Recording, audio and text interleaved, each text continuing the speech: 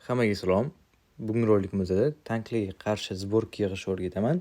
To'g'rirog'i sborkani ichida predmet yig'ishni o'rgataman. Ya'ni bir ikkita predmetlar bor, o'shalar tanklarga qarshi tanklarning himoyasini buzadigan. Uni oldin like, podpiska bosib qo'yinglar va xohlagan kommentariyalar yozib qo'yinglar. Xo'p, mana bu yoqda bizga o'zi mobile beradigan sborka. Bu yoqda ham bittasida ham tanklar uchun yo'q. Bu yoqda ham xuddi shu. Bor, faqat bu. Xo'p, agar tanklarda misol uchun bizda Tigreal bo'ladigan bo'lsa, misol uchun Tigrealda mana bunaqa shipoviy braniya bor. Bu kritga qarshi braniya, ya'ni kritiskiy uron beradigan. Sodda qilib tushuntirganda, mana bunaqa sborkalarga qarshi braniya. Ya'ni uni olgandan keyin sizlarning uroningiz naqd 40-30% ga pasayadi va qo'shimcha o'zingizga ham uron keladi. Shuni oldini olish uchun qanaqa sborka yig'iladi?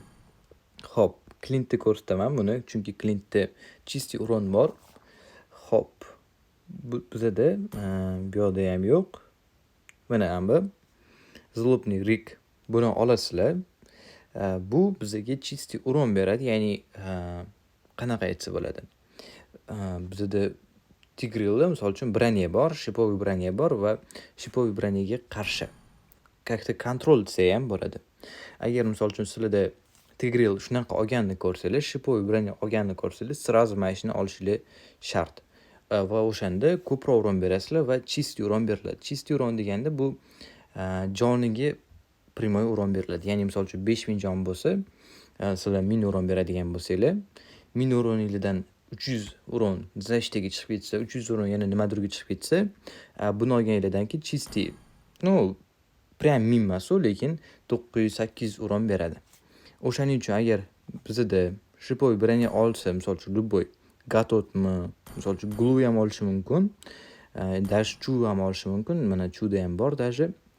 Agar shuni olishini ko'rsanglar, olganini ko'rsanglar, любой Miya bo'ladimi, Clint bo'ladimi, Layla bo'ladimi, olsanglar bo'ladi. Va bizga bu ham yordam beradi. Bu ham xuddi shunaqaroq ishlaydi. Lekin ko'proq maslahatim mana bu Zlobniy rig yaxshi.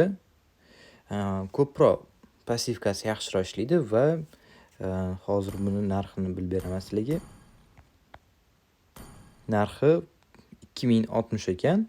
Mana bu bizda 2120.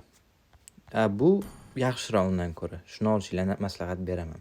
Videomiz foydali bo'lgan bo'lsa, like, podpiska, kommentariyalarni yozib qo'yinglar. Hammaga xayr.